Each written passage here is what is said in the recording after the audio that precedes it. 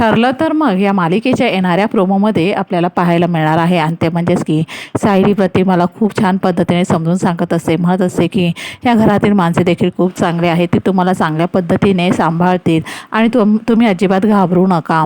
ती प्रतिमाला स्वतःच्या मांडीवर झोपायला सांगते, अंगाई गीत गात असे.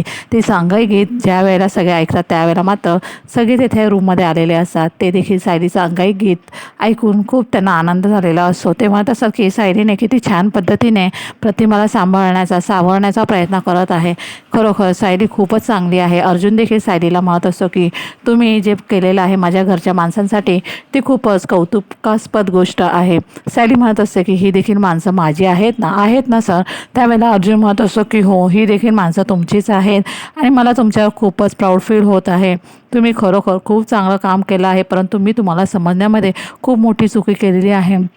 सायली म्हणत असते की त्यांच्या अवस्थेवरनं म्हणजे प्रतिमा त्यांच्या अवस्थेवरनं आपल्याला कळतं की त्यांचं जीवन किती हलाखीचं असेल आणि यावरून अर्जुन देखील म्हणत असतो हो ना.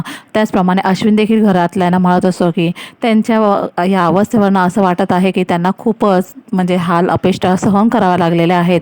घरचे देखील म्हणत असतात की आपण आता प्रतिमाला खूप छान पद्धतीने ठेवायचं, त्याचप्रमाणे तिला जे काही आठवत नाही ते देखील आठवून देण्याचा प्रयत्न करायला पाहिजे.